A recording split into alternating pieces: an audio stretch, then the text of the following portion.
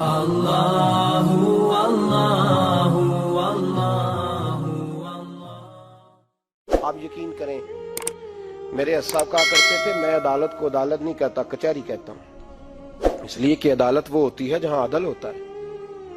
یہاں تو حال یہ ہے، بتائیے وکیل کو نہیں پتا ہوتا کہ جو میرے پاس آیا یہ غلط آدمی ہے، وہ اس کی حمایت کرتا ہے کہ نہیں، اس کے ساتھ چلتا ہے کہ نہیں، جھوٹ کے ساتھ آخر تک لڑتا ہے کہ نہیں لڑتا، جو گواہ بن کے جا رہے ہوتے ہیں انہیں پتا ہوتا ہے کہ نہیں کہ ہم جھوٹے کی گواہی دینے جا رہے ہیں۔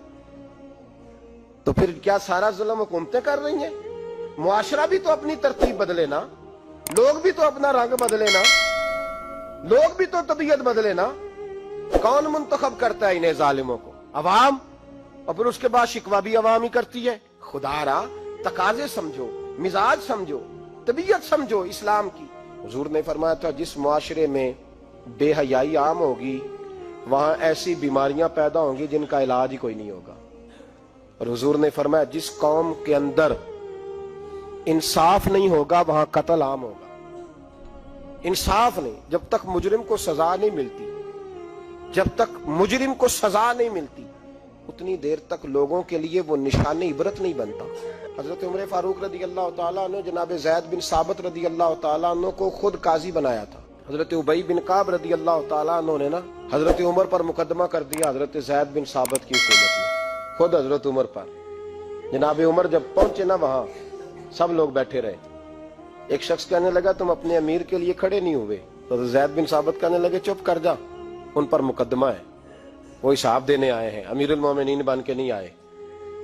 سامنے کھڑا کیا تو گفتگو کے دوران کوئی ایسا موقع آیا کہ حضرت عمر کو قسم دینی پڑی، تو حضرت زید بن ثابت حضرت ابی بن کعب سے کہنے لگے یار لحاظ کر، وہ فاروق اعظم ہے، امیر المومنین ہے ہمارے، اور تو ان سے قسم کا مطالبہ کر رہا ہے۔ حضرت سیدنا فاروق اعظم کی طرفداری میں بات کی نا تو حضرت سیدنا عمر فرمانے لگے زید اس مقدمے کا فیصلہ کر لو اور اس کے بعد میں تمہیں معزول کر دوں گا، تم تو اہلیت ہی نہیں رکھتے۔ حضور کیا ہوا؟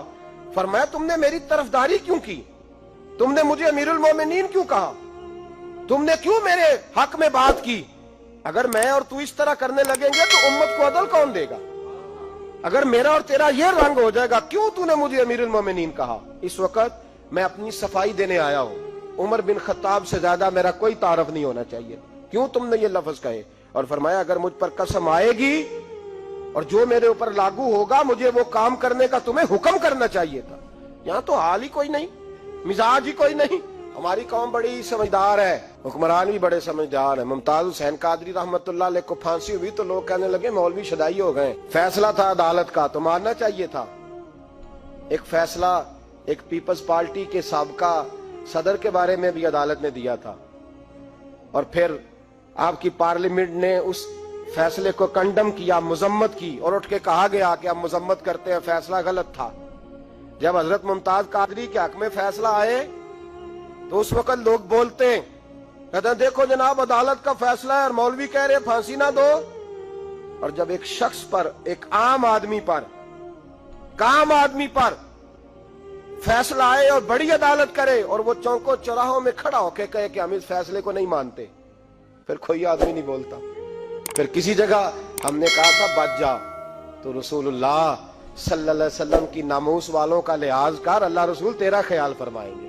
لیکن یہاں عدل اور انصاف کے تقاضے بڑے عجیب ہیں، غریب کے حق میں فیصلہ اور ہے اور امیر کے حق میں فیصلہ